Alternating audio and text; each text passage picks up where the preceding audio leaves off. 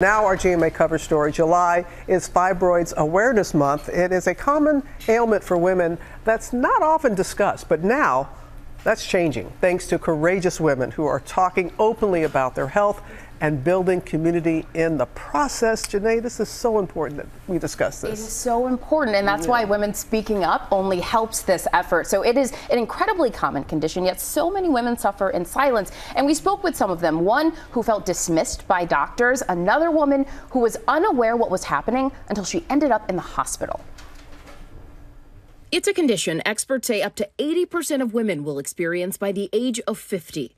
Uterine fibroids. They are tumors that grow from the natural cells of the uterus, and they can actually occur in reproductive age women of every color, creed, ethnicity. These benign tumors often come in groups and can cause heavy, prolonged menstrual bleeding, severe pain, increased urinary frequency, anemia, fertility problems, and complications during pregnancy.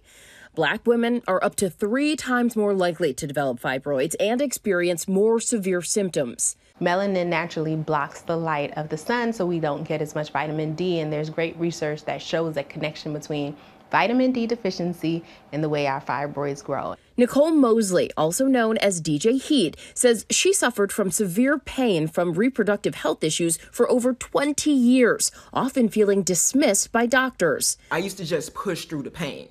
I remember one performance, a concert, I'm in Australia, and after getting off the stage, I passed out from the pain. I didn't tell nobody. I snuck off into a dressing room and I was out. I should have been looked at that first time when I was 18. It shouldn't take when I was in my 40s to finally get relief.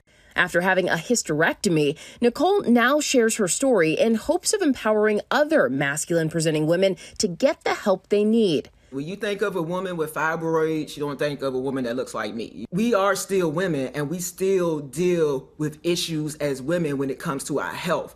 And I know for some, it's a little bit embarrassing to talk about, but I'm like, look here. It's so many of us going through it.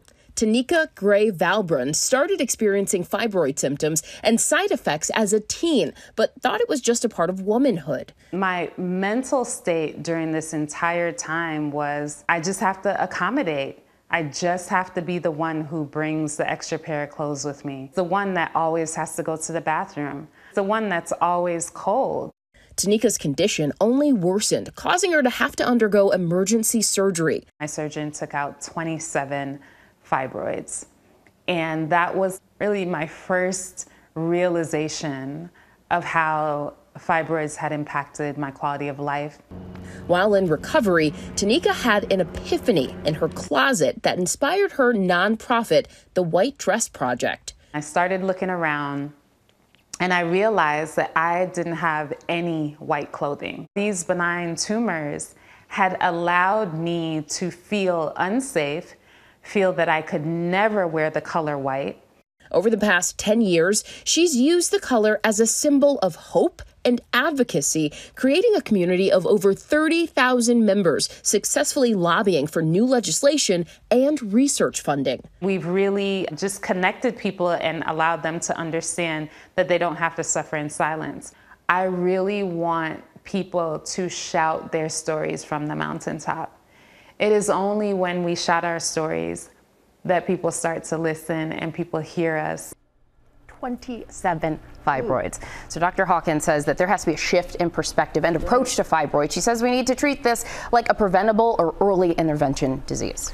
My goodness, this is an eye-opener for a lot of folks. Now, we've often heard about the buddy system, and Dr. Hawkins talks about the importance of that, how that can help with doctor's appointments. Yes, so having the support or someone you trust coming along with you to those doctor appointments, basically to help get your point across, bringing someone who can help put you at ease in a situation that can often feel one-sided with a doctor. And that woman, Tanika, she said it's important to share our stories. Robin, you will appreciate this. There is a woman out here in the tri-state area named Yolanda who is taking her final treatment of chemo this morning, ringing the bell. I ran into her husband, Dennis, as I was getting my morning coffee, and he was getting donuts for the whole crew, and we had a teary-eyed moment in Dunkin' Donuts. So congratulations to Yolanda and everyone out there dealing with so much. I am so glad you gave Dennis and Yolanda a shout out this morning because you shared that video with me. They had me in tears. They did, yeah. I'm not crying, you're crying. Yeah. All right.